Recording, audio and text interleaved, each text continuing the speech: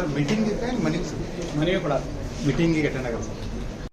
ಜೊತೆಗೆ ಈ ಸಭೆಗೆ ಎಲ್ಲಾನು ಕರೆದಿದ್ದಾರೆ. ಹೇಗೆ ಇಲ್ಲಿ ಹಿಂದೂಗಳು ಭಾಗವಹಿಸಿಲ್ಲ ಅದೇ 19ನೇ ತಾರೀಕಿಗೆ ಛತ್ರಪತಿ ಶಿವಾಜಿ ಮಹಾರಾಜರ ಮೆರವಣಿಗೆ ಮೇಲೆ ಏನು ಕಲ್ಲು ತೂರಾಟ ಮತ್ತು ಚಪ್ಪಲಿ ತೂರಾಟ ಆಯ್ತು, ಆ ದುಷ್ಕರ್ಮಿಗಳನ್ನು ಬಂಧಿಸಿ ಅವ್ರನ್ನ ಗಡೀಪಾರು ಮಾಡಬೇಕು ಮತ್ತು ಅದಕ್ಕೆ ಕುಮ್ಮಕ್ಕು ಕೊಟ್ಟಂತಹ ಅವ್ರಿಗೂ ಎಲ್ಲರನ್ನೂ ಬಂಧಿಸಬೇಕು ಅಂತೇಳಿ ಕರ್ನಾಟಕ ಕ್ಷತ್ರಿಯ ಮರಾಠ ಪರಿಷತ್ತಿನ ವತಿಯಿಂದ ನಾವು ಒಂದು ಮನವಿ ಪತ್ರ ರಾಜ್ಯ ಉಪಾಧ್ಯಕ್ಷನಾಗಿ ನಾನು ನಮ್ಮ ಜಿಲ್ಲಾಧ್ಯಕ್ಷರು ಮತ್ತು ಪದಾಧಿಕಾರಿಗಳ ಜೊತೆಗೆ ಜಿಲ್ಲಾಧಿಕಾರಿಗಳಿಗೆ ಮನವಿಯನ್ನು ಕೊಟ್ಟಿದ್ದೇವೆ.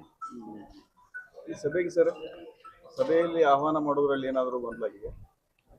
ಮೊನ್ನೆ ಕರೆದ ಶಾಂತಿ ಸಭೆಗೆ ನಾವೆಲ್ಲ ಹಿಂದೂ ಮುಖಂಡರು ಎಲ್ಲರೂ ಭಾಗವಹಿಸಿದ್ವಿ. ಆದರೆ ಆ ಕಡೆಯಿಂದ ಇನ್ನೊಂದು ಕೋಮಿನವರು ಬರಲಿಲ್ಲ ಆ ಸಭೆಗೆ. ಮತ್ತು ಇವತ್ತು ಕರೆದ ಶಾಂತಿ ಸಭೆಯಲ್ಲಿ ನನಗೆ ಬಂದ ಮಾಹಿತಿ ಪ್ರಕಾರ ಕೇವಲ ಮರಾಠ ಸಮಾಜದವ್ರನ್ನಷ್ಟೇ ಆಹ್ವಾನ ಕೊಟ್ಟಿದ್ದಾರೆ ಜಿಲ್ಲಾಡಳಿತದವರು ಅಂತ ತಿಳಿದು ಬಂತು. ಅದಕ್ಕೆ ಛತ್ರಪತಿ ಶಿವಾಜಿ ಮಹಾರಾಜರು ಕೇವಲ ಮರಾಠ ಸಮಾಜಕ್ಕೆ ಸೀಮಿತ ಅಲ್ಲ, ಹಿಂದವಿ ಸಾಮ್ರಾಜ್ಯ ಕಟ್ಟಿದಂಥ ರಾಷ್ಟ್ರಪುರುಷ, ಈ ದೇಶದ ಅಸ್ಮಿತೆ ಆದಂಥವ್ರು, ಎಲ್ಲ ಹಿಂದೂ ಸಮಾಜದ ಎಲ್ಲ ಮುಖಂಡರಿಗೂ ಜಿಲ್ಲಾಡಳಿತದವರು ಕರಿಬೇಕಾಗಿತ್ತು. ಈ ರೀತಿ ಒಡೆದಾಳುವ ನೀತಿಯನ್ನು ನಡೆಯೋದಿಲ್ಲ. ಅದಕ್ಕೋಸ್ಕರ ನಾವು ಕೂಡ ಯಾರು ಸಭೆಯಲ್ಲಿ ಭಾಗವಹಿಸಿಲ್ಲ. ಈ ಹಿಂದೂ ಮುಖಂಡರನ್ನ ಆಹ್ವಾನ ಮಾಡಿದಿರೋದು ಮತ್ತೆಲ್ಲರೂ ಕೂಡ ಒಟ್ಟಾಗಿ ಹೋಗ್ತೀರಾ ಸಭೆಗೆ? ಅದು ಅವ್ರು ಮೊದಲು ಆಹ್ವಾನ ಮಾಡಿದ ಮೇಲೆ ಎಲ್ಲ ಮುಖಂಡರು ಸೇರಿಬಿಟ್ಟು ಚರ್ಚೆ ಮಾಡ್ತಾರೆ ಏನಂತ. ಧನ್ಯವಾದ.